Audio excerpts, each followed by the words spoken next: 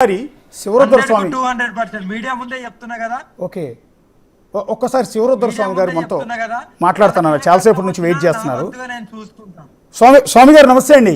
చాలాసేపు నుంచి కూర్చోబెట్టాం మిమ్మల్ని. ఇప్పుడు ఈ బంధాన్ని ఎలా చూస్తారండి మీరు? అంటే శివరుద్ర స్వామి గారు మీరు మ్యూట్లో ఉన్నట్టుంది, ఒకసారి మ్యూట్ తీయండి. ఈ బంధాన్ని మీరు యాక్సెప్ట్ చేస్తారా? స్వామి గారు మీకు అన్నీ తెలుసు, ఇహం పరం అన్నీ కూడా తెలుసు మీకు. శ్రీనివాస్ మరియు వర్షిని ఇద్దరు మాట వినపడుతుందా? వాళ్ళిద్దరికి వినపడుతుందా? ఓన్లీ మన ఇద్దరమేనా ఈ మాట? వాళ్ళందరూ వింటున్నారండి. వర్షినితో మీరు డైరెక్ట్ గా మాట్లాడచ్చు. ఏమ్మా వినపడుతుందా నా మాట? వినిపిస్తుంది స్వామి, చెప్పండి. శ్రీనివాస్ లైన్ లో ఉన్నట్టున్నాడుగా. ఉన్నారు. ఎందుకు లోకం అంతా అఘోరి అమ్మ అంటుంటే మీరు శ్రీనివాస్ అని పిలుస్తున్నారు? నేను శ్రీనివాస్ అనే పిలుస్తాను. అఘోరి అని మీరు అనుకుంటే సరిపోదు కదా శంకరా. ఎవరు ఎలా తెలుసుకోండి నాన్న, ఇప్పుడు నాకేం పరకపడదు. ఇంకా పరకు నేను పడిస్తాను, మీరు టెన్షన్ ఏం పడకండి. ఆ విషయాలు వదిలేసేయండి. అఘోరి అన్న విషయం నేను మళ్ళీ మాట్లాడతాను మీతోని. ఈ అమ్మాయి ఇష్టంగా వచ్చిందని లాస్ట్ టైం కూడా చెప్పాను. ఆ అమ్మాయి వర్షన్ కూడా, ఆ అమ్మాయి నాకు కాల్ కూడా చేసింది. ఇట్లా స్వామి మీరు చెప్పారు బిగ్ టీవీలో కదా, నాకు ఇష్టపూర్వకంగానే వచ్చింది, నాకు వశీకరణ ఎవరు చేయలేరు, నేను నా అంతల నాన్న ఇష్టంతోనే వచ్చాను నేను అంటే, సరే అమ్మా అది మంచిదే పద్ధతి, అమ్మా నాన్నల అనుమతి కూడా చాలా ముఖ్యంగా అవసరం కదా అంటే, అమ్మా నాన్నలు వినట్లేరు కానీ కన్విన్స్ త్వరలోనే చేసుకునే ఏర్పాటు విధంగా వెళ్ళే అవకాశం అని చాలా ఛానల్లో చెప్తే నేను కూడా విన్నాను.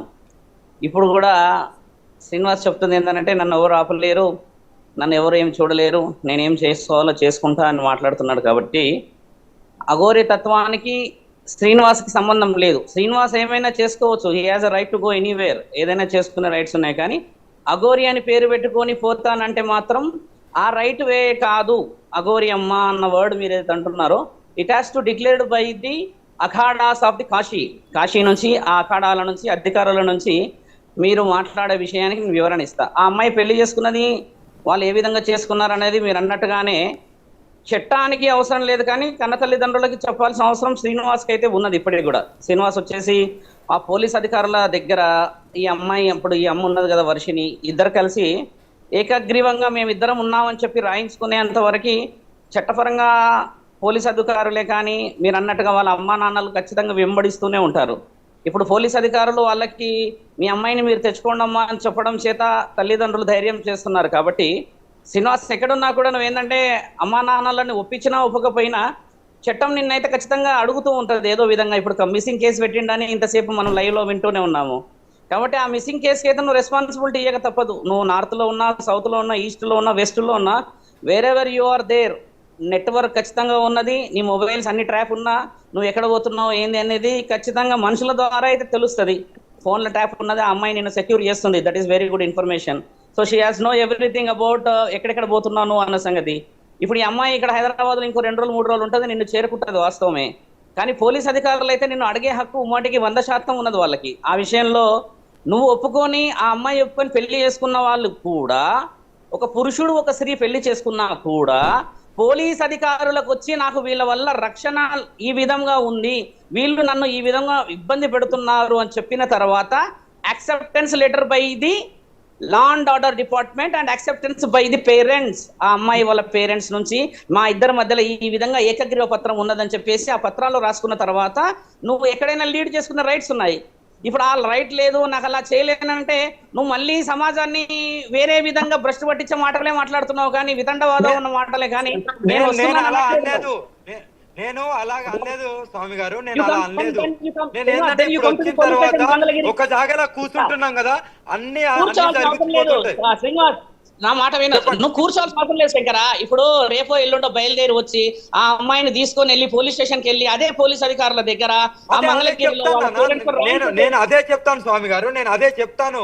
నేను ఇప్పుడు ఆగ్రాలో ఉన్నాను కదా, బయలుదేరాను, నేను ఎట్టి పరిస్థితుల్లో డైరెక్ట్ తెలంగాణకి వస్తున్నాను. నేను మీడియా ముఖంగా చెప్పేది ఏంటంటే, ఆ అమ్మాయి నువ్వు తీసుకుపోయే రైట్స్ నీకు ఇంకా రాలేదు.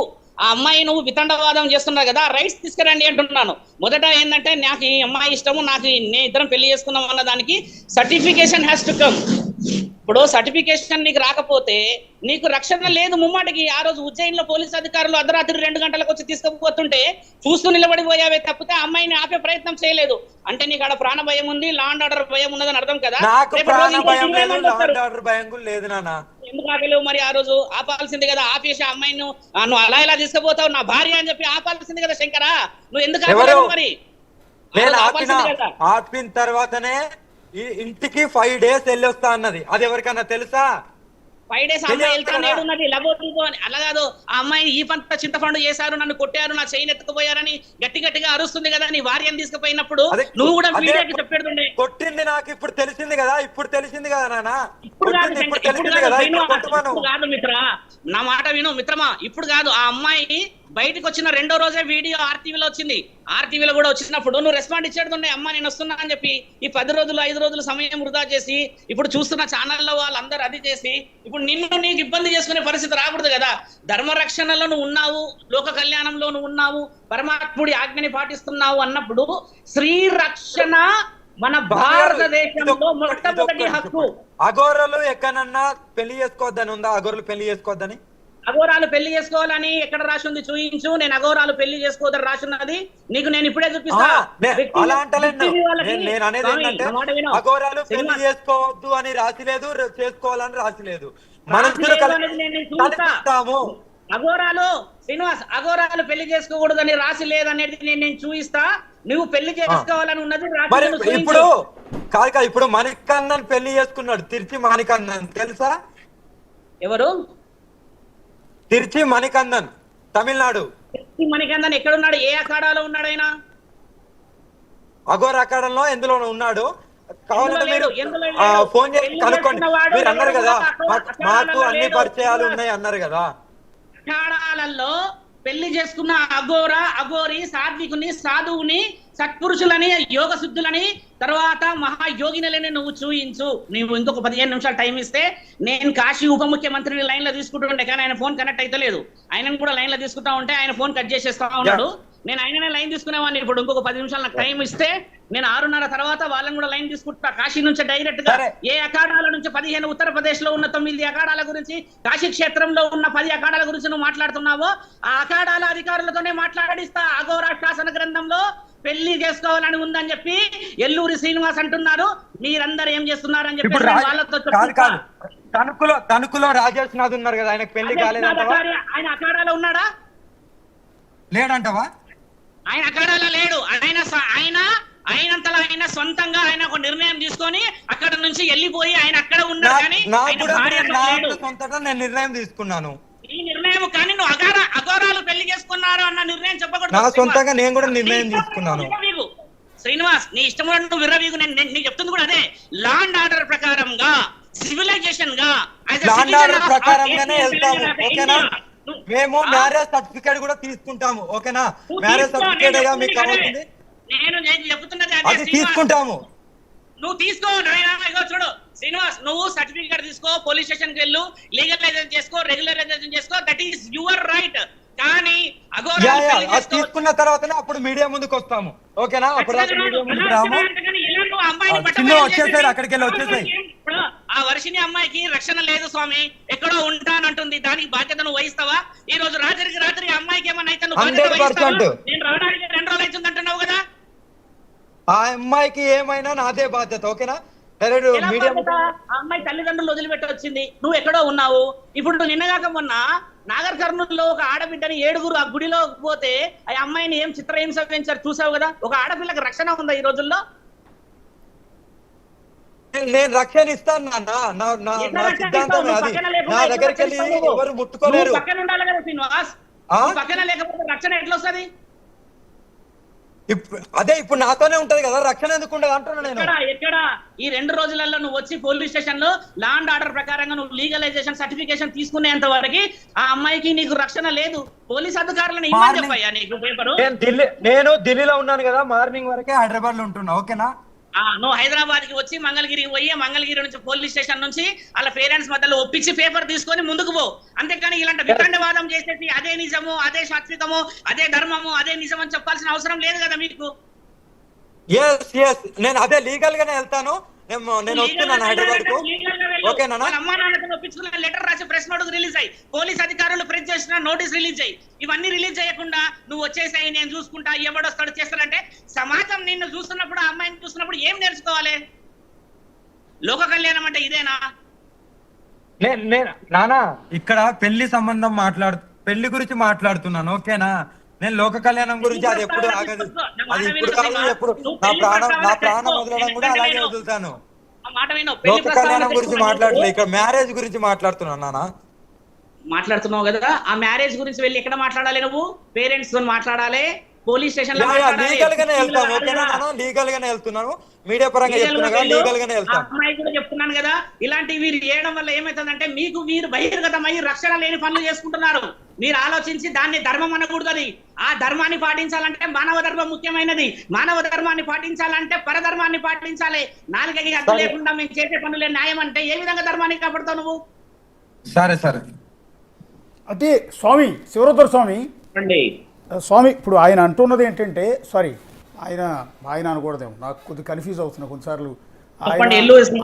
చెప్పండి. సరే ఓకే, అఘోరి అమ్మ చెప్తున్నట్టుగా మేమిద్దరం కలిసి ఉంటాం అంటున్నారు. ఈ కలయికకి మీరు లీగల్ సర్టిఫికేట్ తెచ్చుకోండి అంటున్నారు. ఏ చట్టాలు యాక్సెప్ట్ చేస్తాయి? కాదండి, భారతదేశ చట్టాల ప్రకారం నా దగ్గర ఆయన మాట్లాడిన లైవ్ రికార్డ్ లో కూడా ఉంది. మేము అలాంటి సంబంధంలో లేము స్వామి అని ఆయన చెప్పిండు. ఆయన ఏమన్నాడు? శారీరక సంబంధం గురించి ఇప్పుడు కూడా మాట్లాడతలేడు ఆయన. దాని గురించి మీరు పోర్ట్రేట్ చేయకండి. ఆయన చెప్పేదల్లా ఏమిటి, నేను అడిగేది కూడా ఏంటంటే, దీని పేరు అఘోరాతత్వం పెడితే ఊరుకునే ప్రసక్తే లేదు అంటున్నా. దీని పేరు మానవత్వం పెట్టినా ఊరుకునే ప్రసక్తే లేదు. దీని పేరు ధర్మం పెట్టినా ఊరుకునే ప్రసక్తే లేదు. దీని పేరు పైశాచికత్వం పెడితేనే దానికి శ్రీనివాసు ఈ వర్షిని వెళ్ళి ఆ పోలీస్ స్టేషన్ లో మాట్లాడి ఇలా అని లీగలైజేషన్ సర్టిఫికేషన్ తీసుకుంటే లా అండ్ ఆర్డర్ ప్రకారంగా అప్పుడు మాత్రమే మీరు అన్నట్టుగా సిటిజన్షిప్ కి ఒక వాల్యూ వస్తుంది. లేని సమక్షంలో ఎక్కడ పోయి కూర్చుంటాడు? ఈయన ఉజ్జయినిలో కూర్చుంటాడా? ఇక కూర్చుంటాడు? సో నేను అంటుంది కూడా అదే. ఇప్పుడు భారతదేశ చట్టాల ప్రకారం ఆడ మగ పెళ్లి చేసుకోవచ్చు, లీగల్ మ్యారేజ్ సాంప్రదాయపరంగా పెళ్లి చేసుకోవచ్చు, రిజిస్ట్రేషన్ చేసుకోవచ్చు చేస్తుంది. రీసెంట్గా సుప్రీంకోర్టు ఆదేశాల ప్రకారం గే హక్కుల కోసం కూడా ఏదో చట్టాలు వచ్చినట్టు ఉన్నాయి ఈ మధ్య. అయితే ఇద్దరు ఆడవాళ్ళు పెళ్లి చేసుకుంటున్న సందర్భాలు, ఇద్దరు మగవాళ్ళు పెళ్లిళ్ళు చేసుకుంటున్న సందర్భాలు ఉన్నాయి. సో అలాగే వర్షిని ఇంకొక ఆడపిల్ల దగ్గరికి వెళ్ళి మేమిద్దరం ఇష్టపడ్డాం పెళ్లి చేసుకున్నాం అన్నా కూడా దాన్ని కొంత యాక్సెప్ట్ చేసే పరిస్థితి ఉంటుంది. మరి ఇప్పుడు మీరు చెప్తున్న శ్రీనివాస్ అండ్ వర్షిని బంధాన్ని ఎట్లా చూస్తారు అని? అంటే శ్రీనివాస్ ఏ కోణంలో చూస్తారు మీరు? ఏ కోణంలో చూసేదేముంది మిత్రమా, నీకు తెలీదా? ఇప్పుడు వాళ్ళిద్దరూ మాదిద్దరిది భార్యాభర్తల సంబంధం అని అనలేరు. వాళ్ళు ఏమన్నారు? మేమిద్దరం మానసిక సంబంధంతోని కలిసి ఉన్నాం అంటున్నారు కదా. ఆ మానసిక సంబంధం అనేది ఎక్కడిది? ఇప్పుడు అఘోరాలు ఇప్పుడు మన ఈ పురుషులు స్త్రీలు చేసుకునే ఈ మన దగ్గర చట్టాలు ఉన్నాయని అంటున్నా మీరు. ఆ చట్టాలలో ఒక సంఘాలు ఉంటాయి నాయన. ఆ సంఘాలకి లా అండ్ ఆర్డర్ లో ఆర్టికల్స్ కొన్ని ఉన్నాయి. ఆ ఆర్టికల్ ప్రకారమే వాళ్ళు వెళ్తారు, ఆ విధంగా జీవనం సాగిస్తారు. ఇప్పుడు ఈయన ఏ విధంగా జీవనం సాగిస్తాననేది కూడా రుజువు అవసరం కదా. ఆ అమ్మాయికి రేపటి రోజు ఇప్పుడు ఆయన అంటే ఇష్టం ఉన్నది, అందరికీ ఇష్టమే, వీళ్ళిద్దరు వెళ్తున్నారు కదా. రేపటి రోజు రక్షణ కవచం అవసరం పడినప్పుడు నలుగురు వచ్చి 4 సమాధానాలు అడిగినప్పుడు ఎవరికి సమాధానం చెప్పాలన్న ఒక లీగలైజేషన్ లేకపోతే ఏ చట్టాన్ని ఈయన వాడుతున్నాడు? ఇప్పుడు మరి ఆ చట్టాన్ని అడుగుతున్నాం కదా. ఇప్పుడు బిగ్ టీవీలో అంటే చాలా మంది చూస్తారు, అందరూ చూస్తున్నారు కదా, వాళ్ళనే అడగండి. కామెంట్లు రిసీవ్ అవుతున్నాయి కదా, అందులో చాలా మంది జస్టిస్ ఉంటారు, లా అండ్ ఆర్డర్ ఉంటారు, లాయర్లు ఉంటారు, అడ్వకేటర్లు ఉంటారు, కౌన్సిలర్లు ఉంటారు, మానసిక డాక్టర్లు ఉంటారు, అందరు ఉన్నారు కదా. వాళ్ళందరూ సమాధానాలు చెప్తూ ఉన్నారు కదా. ఇప్పుడు ఆ మమతా హాస్పిటల్లో ఏదో అక్కడ కూడా డాక్టర్ ఇచ్చాడంట, మానసిక వైద్యం గురించి ఏదో టాబ్లెట్లు ఇచ్చాము మేము వర్షనికి అని అంటున్నారు. ఇప్పుడు ఆ మానసిక పరిస్థితుల్లో నేను లేను ఈ అమ్మాయి అని అంటుంది, దానికి హ్యాపీ. ఇప్పుడు మానసిక పరిస్థితులు లేని మీ ఇద్దరు మానసికంగా పిచ్చోళ్ళలాగా ఎందుకు ఈ విధంగా పైశాచికత్వాన్ని బిహేవ్ చేయాలి? లా అండ్ ఆర్డర్ ప్రకారంగా లీగల్ ఎందుకు వెళ్ళొద్దు అంటున్నాను నేను. లా అండ్ ఆర్డర్ ప్రకారమే వెళ్తాము అంటే తను వచ్చాక బయలుదేరుతాము స్టేషన్ కి. మంగళగిరి వెళ్ళి అక్కడ మా ఇష్టపూర్వకంగా ప్రొసీడ్ అవుతున్నామని చెప్పి సర్టిఫికేట్ తీసుకుని వస్తాము. మొన్న అది నా వాయిస్ వర్షిని బయటకు వచ్చేసాయి, నేను చూస్తున్నదా కాదమ్మా. మీరు లీగల్ గా పోలీస్ స్టేషన్కి వెళ్ళి లీగల్ గా కదా, మీరు పోలీస్ స్టేషన్ లో నేను వచ్చిన పోలీస్ తర్వాత స్టేషన్కి వెళ్తే ఏ కేటగిరీలో ఇవ్వాలి సర్టిఫికేట్ అంటున్నా నేను అనేది. కూడా లీగల్ గా ఉన్న ఇప్పుడు విషయాలు మీరు సేకరించండి. రీసెంట్ సుప్రీంకోర్టు గైడ్ లైన్స్ నాకు ఏమున్నాయి నాకు ఐడియా లేదు, చట్టాల మీద అవగాహన లేదు పూర్తి స్థాయిలో. అందుకే నాకు నేను అవగాహన అదే దాని గురించి మాకు కూడా మాట్లాడట్లేదు లేదు కాబట్టి కాబట్టి సో మేము మీరు తెలుసుకుని స్టేషన్ కి ఇద్దరు వెళ్ళి ఆడవాళ్ళు పెళ్లి చేసుకుంటే సంథింగ్ ఏదో యాక్సెప్ట్ చేస్తారు. రీసెంట్ గా వచ్చింది చదవాల్సి కొంచెం స్టడీ చేయాలి నేను. ఇద్దరు మగవాళ్ళు పెళ్లి చేసుకుని స్టడీ యాక్సెప్ట్ చేయాల్సిన చేస్తారు. అవసరం ఏముంది ఇప్పుడు స్వామి? ఇవాళ నీకు చెప్తున్నాను కదా.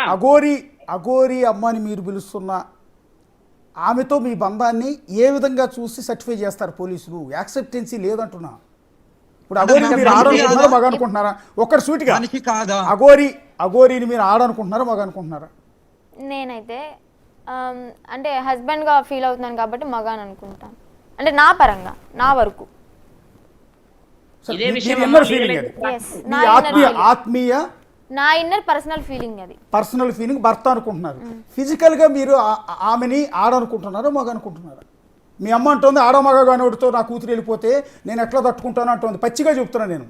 నిజంగా మీ అమ్మ అన్న మాటలు నిజంగా నాకు ఇప్పటికీ రిఫ్లెక్ట్ అవుతుంది. ఎంతసేపు లైవ్లో ఉన్నాను కానీ మీ అమ్మ ఏడుస్తూ అన్న మాటే రిమైండ్ అవుతూనే ఉంది. చూడడానికి అమ్మాయిగా ఉన్నా కానీ నాకైతే అబ్బాయి